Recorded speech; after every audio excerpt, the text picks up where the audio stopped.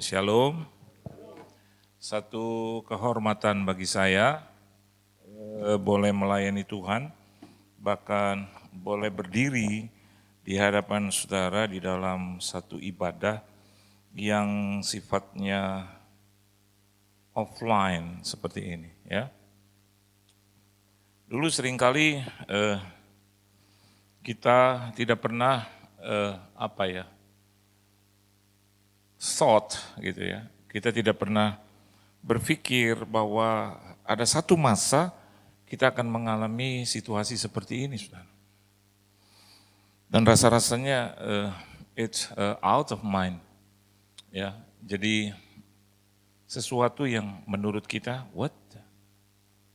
Ibadah dihentikan, panggung ditutup. Ini sesuatu yang menurut kita terjadi pada saat kita diangkat gitu loh. Tapi pada saat kita masih ada di muka bumi, dan saya tidak pernah mendengar bahwa di belahan bumi manapun ada 2-3 orang terangkat gitu loh. Berarti pengangkatan itu belum terjadi gitu. Ya masa iya saya dan Pak Konrad Supri tertinggal gitu loh. Dan juga Anda tertinggal kan gitu ya. Kita mau supaya kita semua terangkat, betul nggak? Nah, tapi suka tidak suka, kita melihat bahwa fact, reality seperti ini. So, apa yang harus kita kerjakan, saudara? Selain pekerjaan Tuhan, selain Dia yang melakukan. Tapi pertanyaannya sekarang, apa yang harus kita lakukan? Nah mari, saya ajak saudara untuk melihat di dalam satu bacaan Galatia, ya, suratan dari Rasul Paulus kepada jemaat di Galatia, pasalnya yang kelima ayatnya yang pertama, saudara. Galatia, pasalnya yang kelima ayat yang pertama. Kalau saudara sudah mendapatkannya, kita boleh baca bersama-sama. Mari, oke, 1, 2, dan 3. Supaya kita sungguh-sungguh merdeka. Kristus telah memerdekakan kita. Karena itu, berdirilah teguh dan jangan mau lagi dikenakan kuk perhambaan. Jadi kalau saya pakai bahasa saya, maka Rasul Paulus ingin menerangkan seperti ini.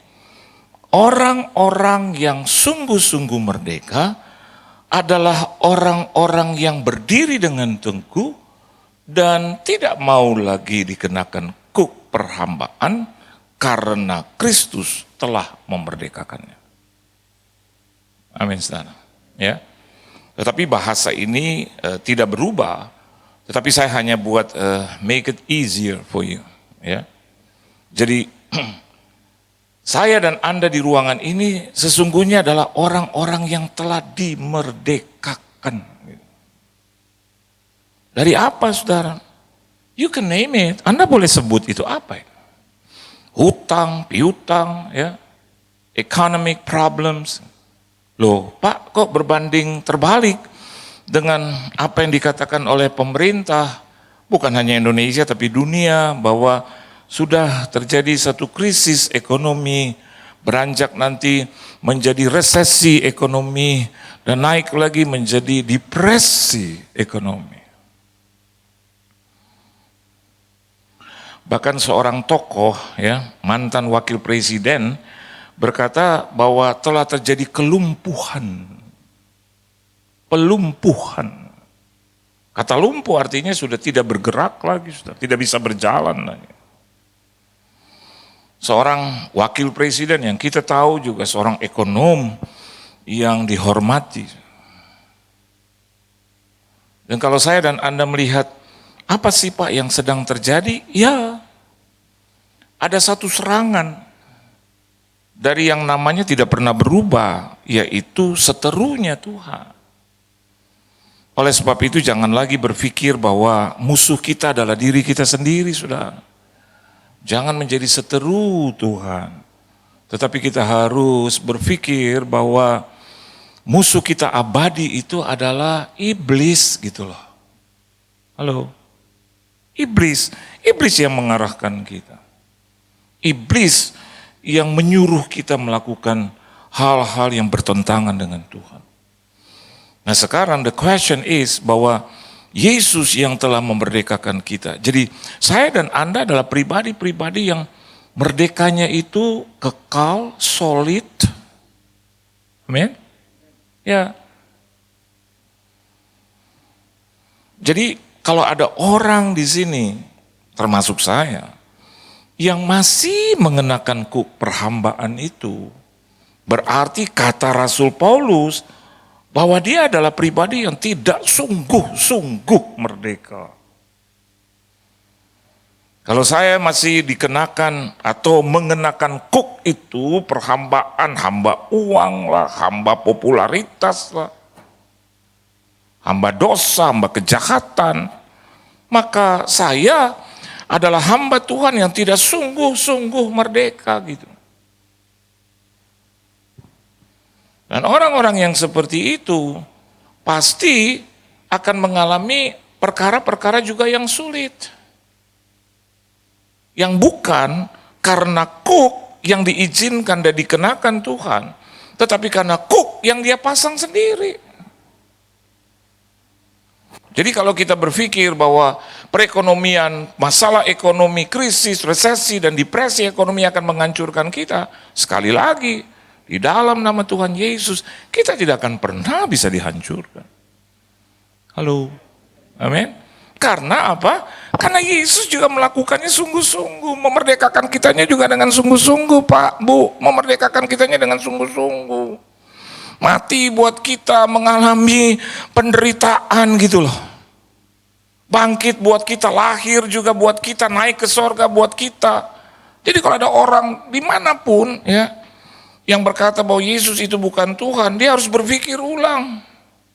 Kenapa demikian? Kalau Yesus bicara tentang kematian, layak dia katakan itu karena dia pernah mati. Amin. Halo. Kalau saya bercerita tentang katakanlah Paris gitu, Paris, maka saya harus mengalami Paris dulu gitu. Saya nggak mungkin cerita tentang Shams di LSC, Shams di LSC. Saya nggak mungkin bisa cerita tentang jalan-jalan di Paris. Saya nggak pernah ke Paris. Halo, iya dong. Kalau saya jadi hamba Tuhan, yang harus saya ceritakan adalah pengalaman pribadi saya. Yesus yang harus saya alami dalam hidup saya, itu yang the most important thing. Soal ada masalah ekonomi iya, soal ada sakit penyakit iya, tapi harusnya menang lagi, menang lagi, menang lagi, menang lagi, menang lagi, harus menang. Karena dia yang merdekakan kita dengan sungguh-sungguh.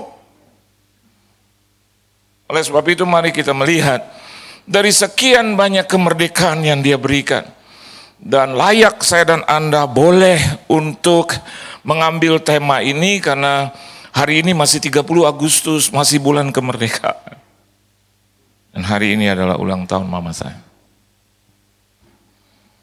Walaupun dia sudah di surga, tapi saya ingat bahwa 30 Agustus adalah ulang tahun mama saya. Dan dia selalu bilang begini, kau sudah merdeka. Jangan mau lagi dengar iblis, Yohan. Jangan mau lagi dengar setan. Dia selalu ingin menghancurkan engkau. Tapi Yesus yang mama sembah, yang mama berikan buat kamu, yang mama ajarkan buat kamu, Yesus itu yang telah memerdekakan kamu. Itu pengajarannya buat saya. Jadi tadi kami menyempatkan diri untuk membersihkan kuburannya. Dan saya bukan menjadi anak yang durhaka. Bukan hanya pada saat dia sudah dikubur baru saya bersihkan kuburannya. Pada saat dia masih hidup pun, saya datangi dia tanpa lelah. Tiap hari Pak, Bu, dosa saya di hadapan Tuhan kalau saya tidak lakukan itu. Tiap hari. Selalu saya bawa makanan, karena saya berpikir, jangan nanti kalau dia sudah mati baru saya menjadi orang yang munafik, datang ke kuburannya. Atau ketika dia di rumah sakit udah megap-megap saya datang. Bukan karena saya berbelas kasihan. Tapi karena saya ingin mengharapkan warisan gitu. dosa. Bagi saya, my mom is my parents. Tanpa dia, saya tidak bisa mengenal siapa Yesus yang baik. Dan hari ini bertahan. Nah, salah satu hamba Tuhan yang saya hormati, yang selalu bisa berkata, layani terus Han, ini Bapak ini. Bapak ini. Jadi kalau dia bangun gereja dimanapun, saya bilang, saya ikut Pak. Maksudnya ikut dalam pelayanan. Ikut Pak. Dia yang selalu bilang. Dan dia membebaskan saya dari pilihan-pilihan sulit. Layani, kamu masih muda layani. Terusan, kemana aja. Tapi nanti kalau kau punya waktu kosong, ya layani gerejamu juga. Gereja ini gereja saya juga. Karena beliau ini adalah gembala saya. Gembala di muka bumi. I have to respect him. Bahkan saya bisa katakan kepada banyak orang dan kepada keluarga saya, dia juga adalah, saya anggap sebagai orang tua saya. Karena saya udah yatim piatu. Dan apapun dia mau katakan saya suka, ya. Sampai hari ini saya mengenal 30 tahun. Kami tetap ada di dalam satu hubungan seperti keluarga, bersahabat sampai hari ini. Kenapa? Karena kami berdua merasakan dimerdekakan oleh Tuhan. Amin. Oke. Kemerdekaan yang Tuhan tawarkan buat kita yang pertama adalah, coba kita lihat Roma pasalnya yang ke-8 ayat 5, 6, dan 7. Saudara. Kita akan belajar dari kebenaran firman Tuhan. Mari, kemerdekaan macam apa yang Tuhan berikan kepada kita, ya. Roma pasalnya yang ke-8, Roma pasalnya yang ke-8, ayatnya yang ke-5, ke-6, dan ayatnya yang ke-7, ya. Owners mungkin sudah mendengar khotbah ini. Mana owners? Angkat tangan owners. Oh ya. Mungkin sudah dengar karena tiap Selasa dan Jumat selalu, ya. Bahkan saya dipanggil papi owners.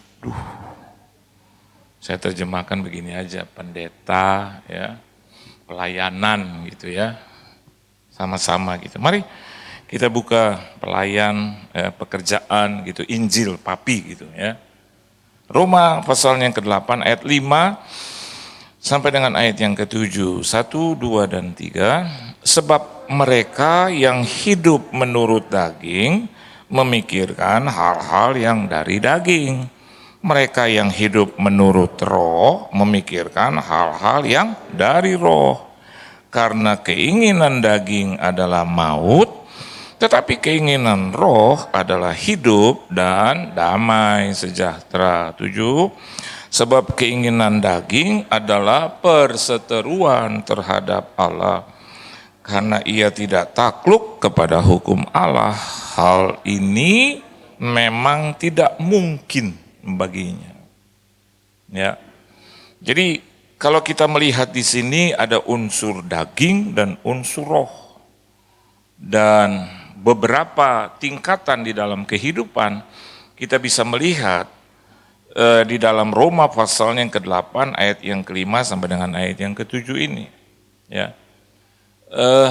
Tingkatan manusia pada umumnya. Kita melihat yang pertama, kalau kita pelajari ayat yang ke-5, sebab mereka yang hidup menurut daging memikirkan hal-hal yang dari daging, ya. Ini bicara tentang orang yang belum menerima Kristus Yesus dalam hidupnya. Pak, dia Kristen Pak. Ya itu kan hanya cuman sebutan. Dia Kristen Pak. Iya, itu kan hanya KTP-nya. Kalau saya dan Anda menganggap bahwa kita adalah pribadi, the followers of Jesus, maka yang terpenting adalah bahwa saya dan Anda harus hidup menurut roh, bukan menurut daging. Halo? Kalau keinginan daging itu berlebih-lebihan lah. Capek. Capek enggak? Capek. Keinginan daging tuh iri, benci, marah, sakit hati, itu efeknya ke situ. Tapi keinginan roh, damai, sejahtera, ya, hidup, ya, dalam damai, sejahtera, tenang gitu loh. Orang mau berhasil, amin, puji Tuhan aja lah. Situasi corona 19, puji Tuhan lah. Bukan karena 19-nya puji Tuhan terus ada nanti 20. Oh 21. Tapi kita berpikir begini, masih hidup, puji Tuhan. Enggak tersentuh tuh dengan corona, puji Tuhan. Itu. Makanan, aduh puji Tuhan di tengah-tengah sulitnya hidup Bu. Masih ada makanan, yang paling penting masih ada makanannya Pak. Kadang nanti diberlakukan, nanti one day, saya tidak bernubuat, tapi according to the Bible, ya, nggak punya tanda itu nggak bisa beli, nggak bisa jual. Hari ini aja udah sulit masuk ke mall. Tadi kita masuk mall, hanya ada urusan sedikit. Duh, pakai apa namanya tadi? Hah? Apa? Scan, barcode. Saya nggak pernah kenal, saya nggak mau kenal, tapi pada urusannya harus kenal. 2 minggu yang lalu saya ke bank, mau bayar tagihan loh Pak. Mau bayar terus mau tutup itu apa namanya kartu kredit, susahnya setengah mati. Saya debat sama satpam, saya mau masuk Pak, saya mau bayar semua. Satpam bilang, itunya mana scan-nya? Pak tolong di scan dulu, masukin ini, masukin ini. Aduh Tuhan Yesus, gua gaptek. Karena saya tidak didampingi anak, tidak didampingi keponakan. Waduh, saya ingat itu ayat. Iya, kalau di sininya nggak ada 666, di sininya nggak ada 666, udah deh sulit. Dan ini awalnya aja benar sulit. Jadi kalau saya nggak masuk Pak, kalau saya nggak scan gimana? Nggak bisa masuk Pak. Ampun, ingat lagi tuh ayat Wahyu itu. Waduh, Anda lihat ada banyak kecurigaan, ya. Bahwa ketika Anda masuk, tuk, tut, tak, tak, tuk, tut, tut. Sekarang sudah pakai itu, TV, tuk, tuk, tuk, tuk. Gambar kita nih, pertanyaannya gini, yang kumpulin siapa itu Pak, Bu? Ayo, siapa? Pasti ada satu organisasi, pasti. Satu lembaga, saya nggak tahu. Cuma kita mau masuk aja, kita nggak sadar. Diperiksanya di mana? Di dada, Pak, Bu? Di mana? Waduh, ke arah situ.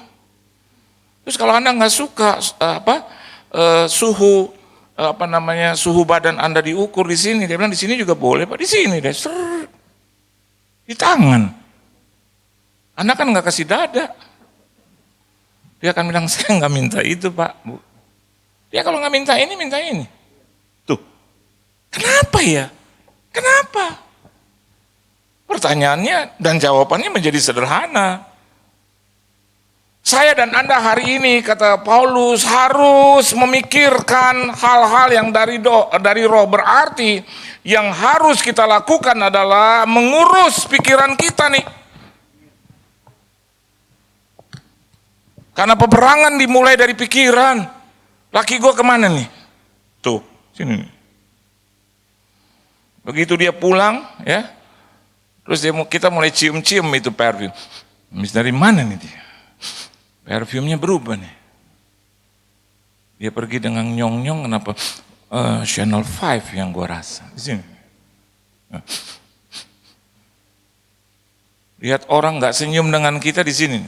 Kenapa dia nggak senyum? Ada apa nih? Begitu dia senyum, kembali lagi di sini. Kenapa dia terlalu ramah sama gue? Ada apa di sini?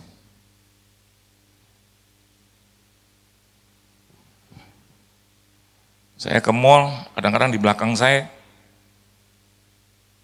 tadi ada di belakang saya tunggu mereka, terus saya jalan-jalan sedikit, ternyata di belakang saya batuk, saya langsung kaget.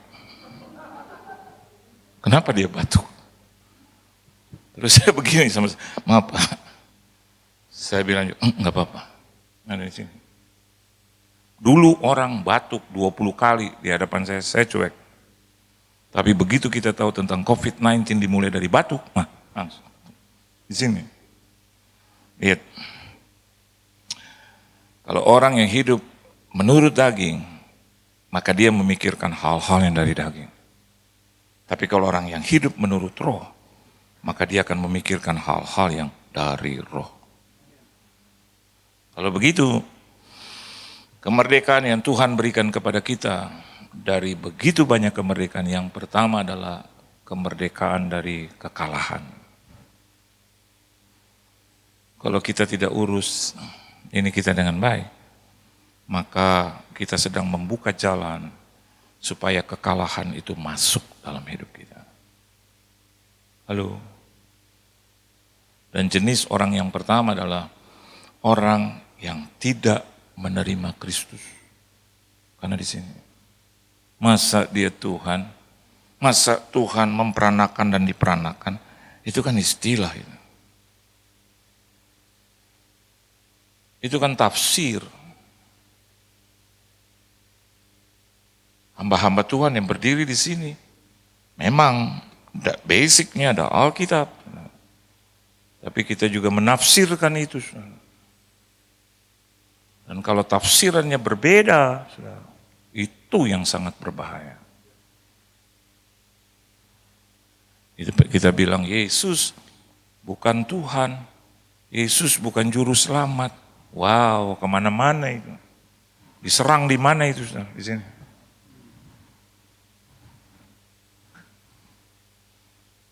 Kalau pikiran kita baik, maka saya yakin kita terima yang baik.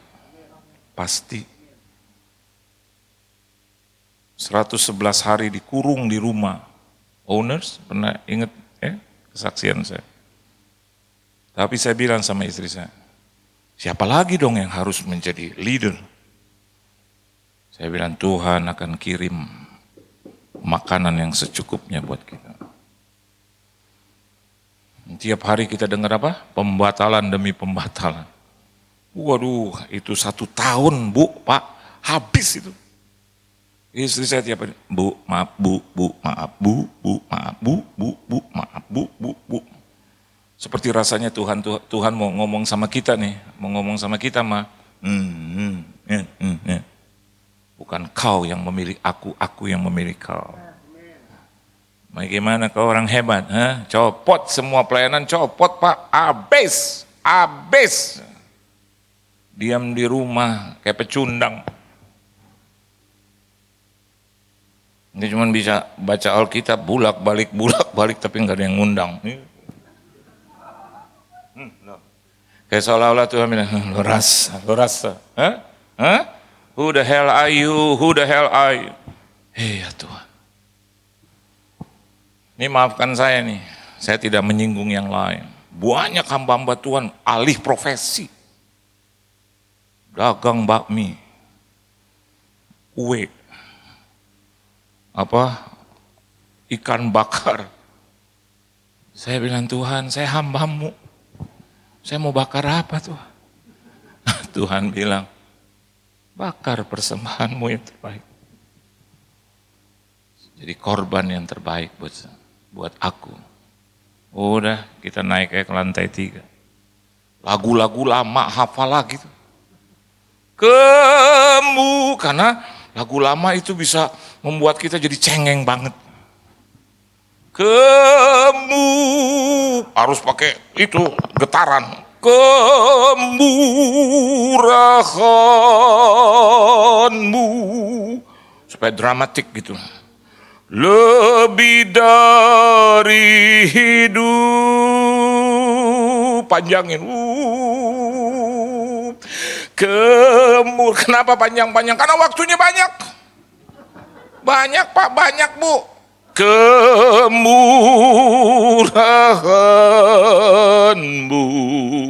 Kita nggak bisa lagi doa cepat. Kenapa? Banyak waktu. Dan pikiran kita tuh main terus. Bahwa lidahku, semua teman tutup. Ribuan karyawan habis. Bahkan seseorang yang sedang sakit, dia bilang, Pak, saya punya 7.000 karyawan, saya tidak mau pecat, Pak. Saya tidak mau rumahkan, Pak. Saya beri mereka tetap tunjangan, Pak. 5.000 orang, dia tetap pekerjaan, 2.000 gantian. Dia Kristen yang baik, dia nggak mau pecat. Jadi saya pikiran, Pak, terserang penyakit. Saya bilang mereka 7.000, saya cuma 10 orang Tuhan. Istri yang makannya jarang, enak punya istri ini, jarang makan, dikit-dikit. Karena dia bilang dia harus hidup sehat. Saya bilang biar sehat selamanya mah, tidak ada pengeluaran tambahan. Dan 2 putri saya yang tahu diri, Papa kalau nggak ada uang ya udah nggak apa-apa, Papa diam aja di rumah, Bapak menyembah Tuhan aja. Kita nggak tuntut apa-apa dari Papa. Amin, dalam hati amin. Adik juga yang tinggal, nggak apa-apaan, nggak ada makanan. Kita biasa jadi orang susah. Ingat nggak lo dulu? Susah. Ingat nggak dulu kita makan nasi sama garam? Iya. Sama kecap, ingat nggak? Ini baru biasa-biasa. Siap. Ya, yang paling makan agak banyak 2 pembantu saya. Mereka nggak kenal krisis ya. Pokoknya asal ada beras, udah. Bersih terus itu nasi. Sampai saya bilang, Tuhan, saya nggak ada penghasilan 1 sen. 1 sen pun nggak ada. Dan bahayanya pada saat itu tidak punya 1 sen pun deposito. Dan lebih hebatnya lagi saudara, tabungan saya sempat Rp27. Waduh. Manyun loh. Waduh.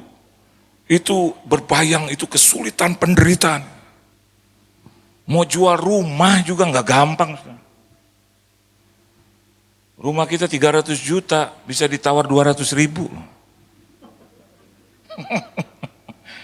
Saya mau jual mobil aja. Sama teman baik, orang Kristen. Kalau panggil saya bukannya Pak Yohan, Pak Pendeta.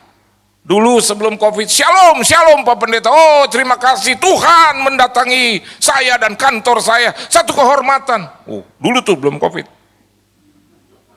Begitu COVID berubah. Bos, iya Pak Pendeta, ada apa Pak Pendeta? Mau jual mobil, aduh lagi susah Pak Pendeta. Padahal Tuhan sedang mengunjungi dia, lupa lagi tuh. Dulu bilang kalau gua kesini kan Tuhan, enggak ada Pak Pendeta. Semuanya juga udah enggak dikunjungi Tuhan. Enggak, saya mau tanya nih, mobil saya laku berapa?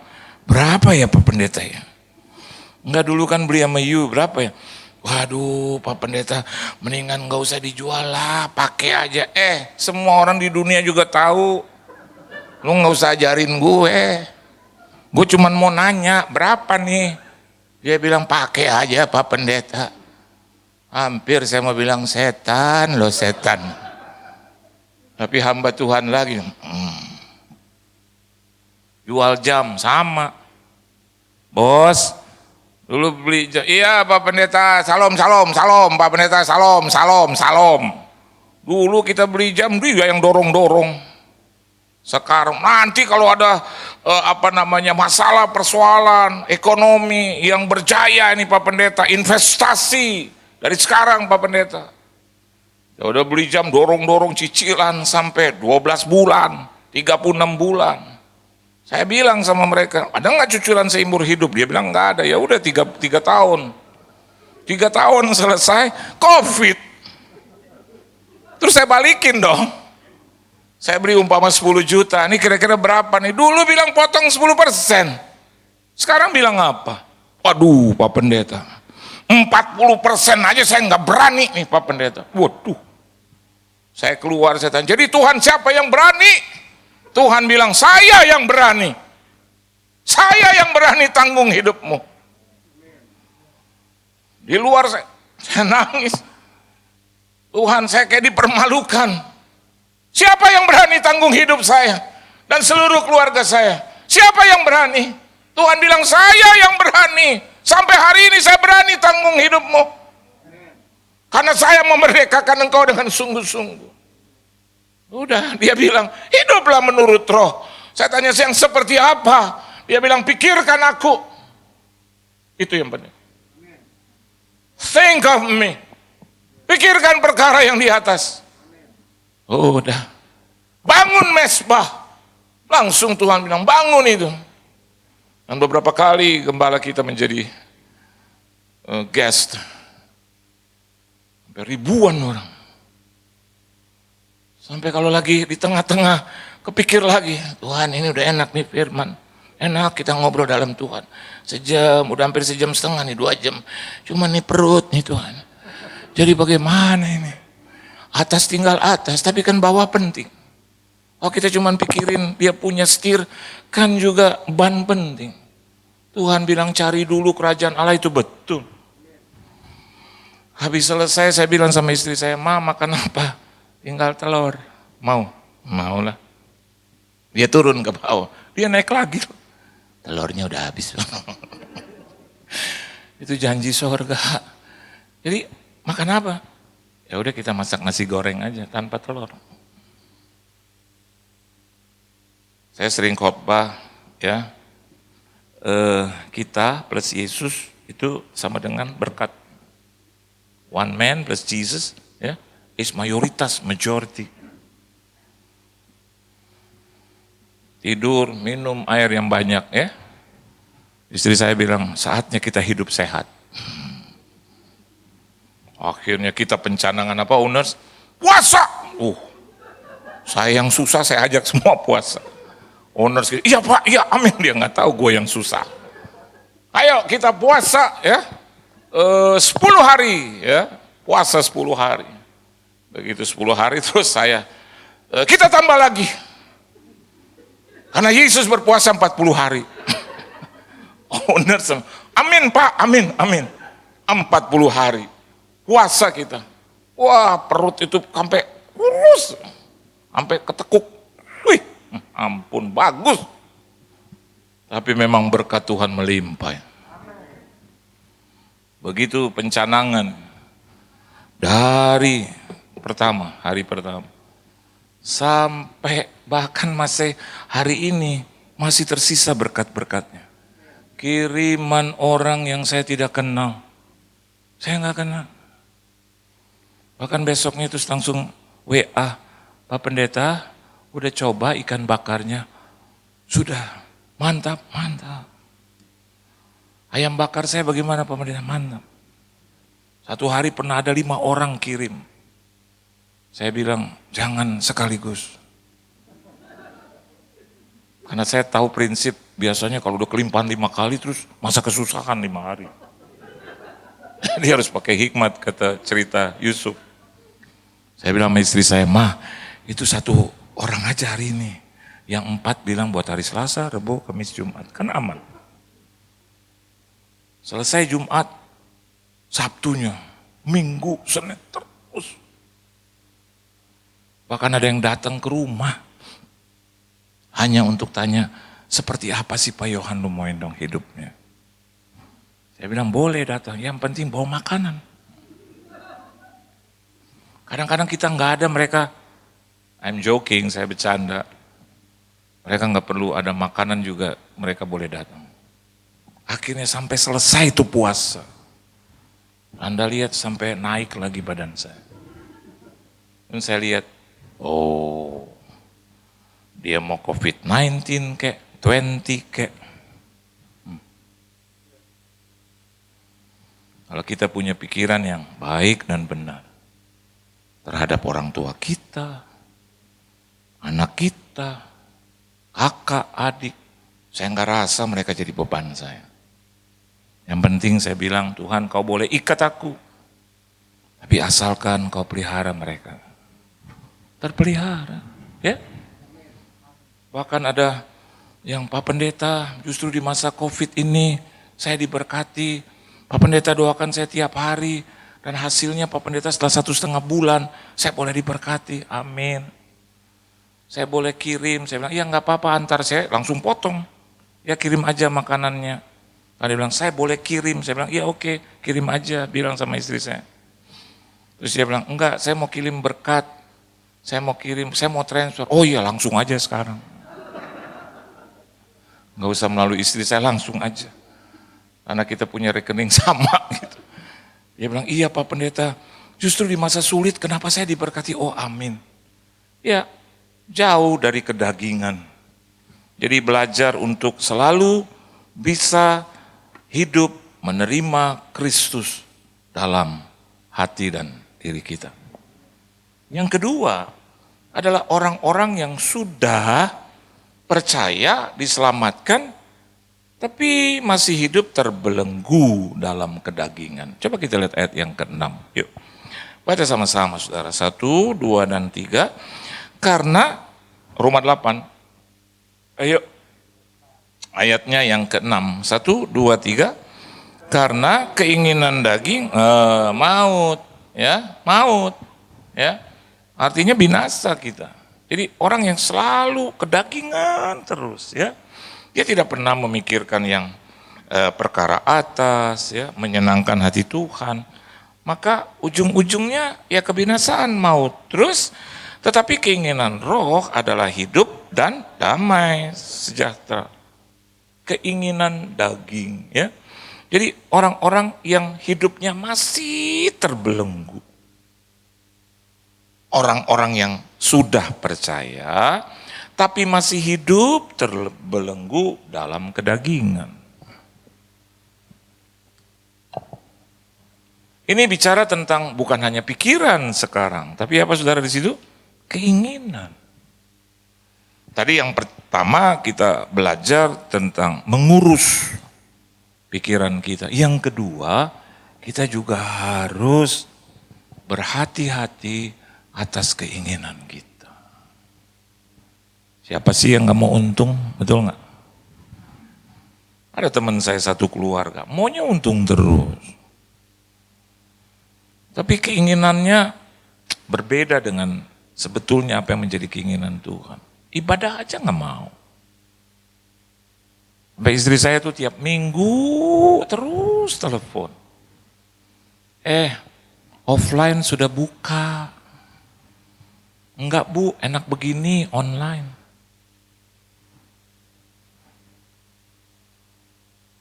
Justru sekarang sudah offline. Enggak Bu, enak begini. Ujung-ujungnya apa? Keinginannya beda. Dia inginnya mau disenangkan, mau praktis, mau gampang, mau mudah. Saya hormati online service, tapi saya juga sangat menghormati yang sifatnya offline service. Dulu kan kita nggak kenal online service, betul nggak? Ayo dong, penuhi seperti ini gitu.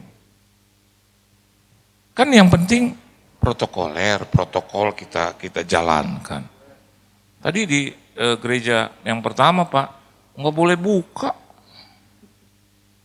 Jadi khotbah juga harus begini. Setengah mati saya di atas panggung. Tapi saya jalani itu. Yang penting saya jumpa dengan jemaat. Udah 5 bulan juga di rumah. Aduh, ya. Pengap. Penyakit lu lagi. Di dapur saya ketemu istri saya. Di meja makan saya ketemu istri saya. Di tempat tidur istri saya lagi. Bangun dia lagi. Tapi kan kemerdekaan itu bicara tentang kebebasan. Kita tidak terbelenggu lagi. Bisa keluar, betul ya? Sekarang bisa mengunjungi adik, kakak, mengunjungi teman-teman, bahkan Ketemu di gereja. Ini yang saya rindukan. Kalau keinginannya nggak dijaga, udah tahu gula, betul nggak? Tapi shaker atau gulanya terus aja. Udah tahu cancer, udah tahu ginjal, udah tahu darah tinggi. Aduh, minumnya air laut terus. Udah tahu jaga kesehatan. Jadi kalau anak Tuhan ngadu, saya sakit, coba introspeksi gitu. Ini tubuh yang Tuhan berikan kepada kita, itu masuknya keinginan siapa itu? Asupannya keinginan siapa? Tapi kalau kita bisa jaga keinginan kita, maka yang terjadi adalah hidup dalam damai sejahtera. Ya, Mak? Kita nggak bertikai. Udah susah, nggak punya apa-apa, duit pas-pasan, bisnis nggak ada, gereja tutup, ribut di rumah. Tapi ini bukan saya sombong, ya. Tiap hari ketawa terus. Kalau kita banyak tertawa, lapar hilang. Halo, bener loh, kita ketawa terus. Pagi, siang, sore, malam ketawa terus. Ngakak terus. Di lantai 2 ketawa lagi sampai jam 1:30 pagi, 1:30. Kenapa bisa sampai 1:30? Supaya tidurnya panjang. Supaya bangun, udah jam 8. Terus keinginannya bisa dijaga. Ya duit nggak ada, keinginan jadi dibatasi. Diizinin Tuhan. Betul ya Ustaz? Dan maunya Tuhan gini, kalau sudah 5 bulan, terus dibuka kembali, kangen dong. Halo, kangen.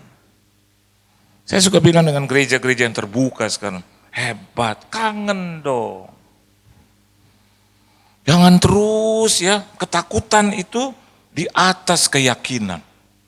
Halo, ketakutan di atas keyakinan. Harusnya iman itu mengalahkan ketakutan. Jadi orang-orang yang merdeka dari kekalahan adalah orang-orang juga yang menjaga keinginannya. Mau jadi kaya boleh, tapi cepat-cepat jadi kaya itu salah. Dan kita mau gereja ini terus ya, sampai terbuka hebat gitu saudara. Tapi ada waktunya Tuhan. Nanti Tuhan akan berikan yang lebih hebat dari keinginan kita sih maunya begitu. Saya maunya udah dibuka lagi, PSBB diberlakukan lagi. Kenapa demikian?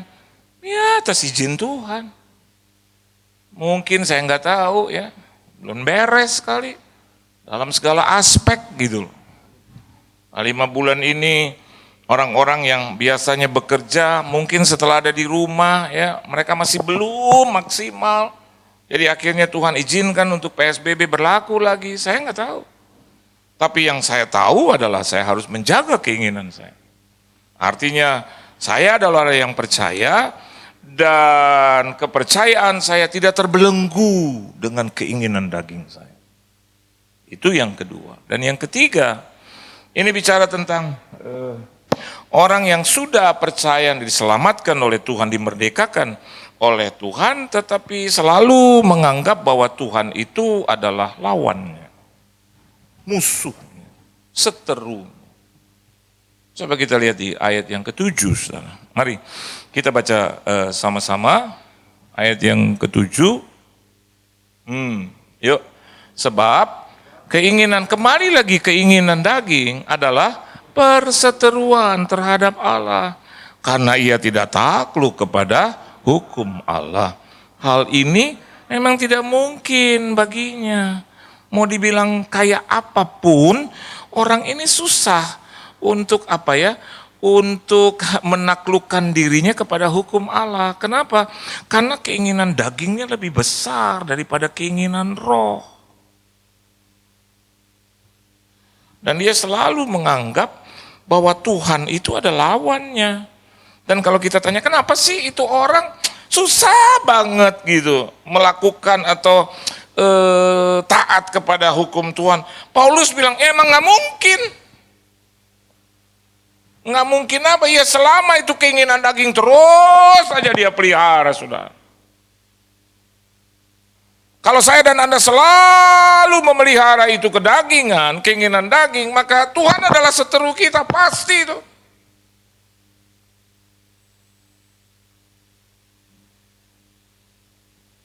Ibadah Pak, aduh nggak apa-apa kali, online juga nggak apa-apa kali, ya kan yang penting hati, gitu tuh. Nggak melayani Tuhan lagi, di mana-mana juga sama Pak, yang penting kan pelayanan juga di dalam hati. Wah kalau semuanya dalam hati, hidup aja dalam hatimu. Jangan perlu orang lain. Dianggap itu semua perintah hukum Tuhan itu, jadi lawan dia kedagingan. Hal-hal yang bersifat sesuatu yang melawan Tuhan bagi dia enak tuh. Ya nggak mungkin lah Pak, saya mau kasih persembahan kepada Tuhan bagi-bagi, ya nggak mungkin Pak. Gaji saya 4 juta. Bapak tahu nggak utang saya 18.200.000. Terus? Ya nggak mungkin lah saya bagi Tuhan. Tuhan tahu. Ada kok Pak lagunya, Allah mengerti, Allah peduli segala persoalan. Nah orang ini selalu memelihara dagingnya tuh. Keinginan dagingnya dia pelihara terus.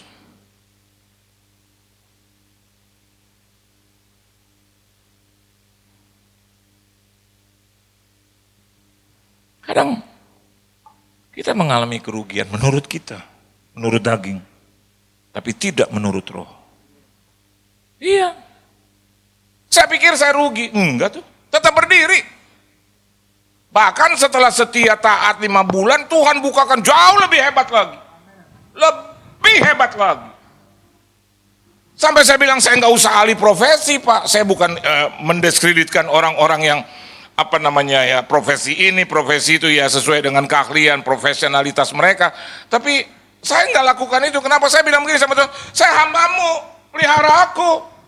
Bukan aku yang memilih engkau, kau yang memilih aku. So, pelihara aku Tuhan.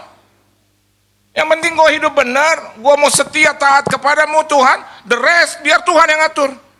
Ya dipelihara tuh. Tanya. Ada aja. Sampai muslim datang kepada saya. Dan dia memberkati saya. Aneh.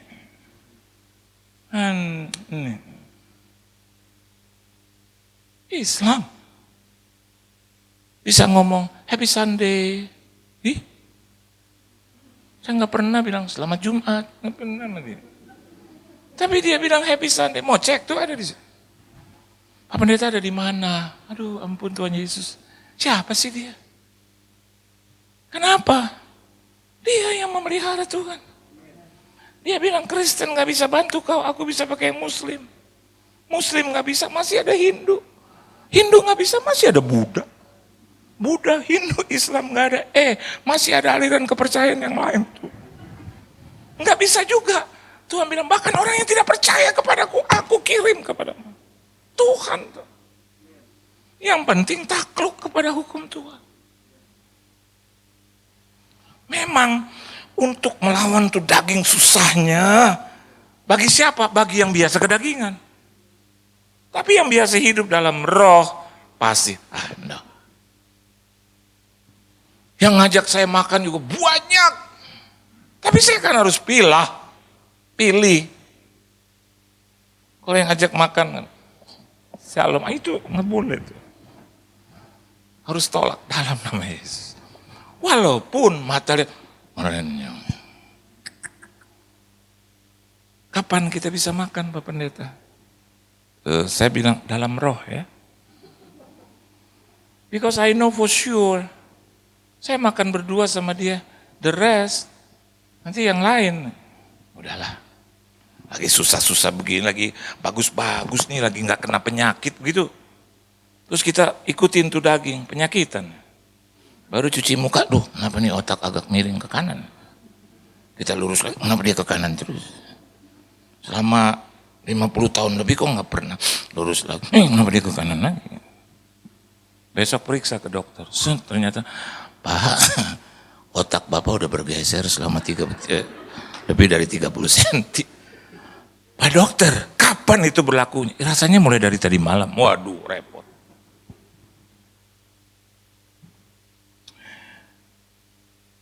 Jangan jadikan Tuhan lawan kita.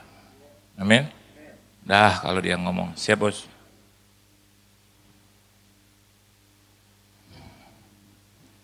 Tuhan bilang, kasih buat keluargamu yang susah. Aduh, Tuhan dalam hati nih, saya juga susah. Tuhan bilang, udah, turuti perintahku, give and you will be given. Siap. Lagi COVID, diundang gereja. Saya pikir KKR, enggak, pembangunan gereja. Aduh Tuhan, gereja mana yang mau dibangun? Khotbah saya. Sebelum khotbah, saya masuk ke ruangan VIP dan mereka bilang, Pak Pendeta, kita ini mau udah habis ya? Sudah, oke, kita tunduk kepala, kita berdoa. Ya, ayo saudara.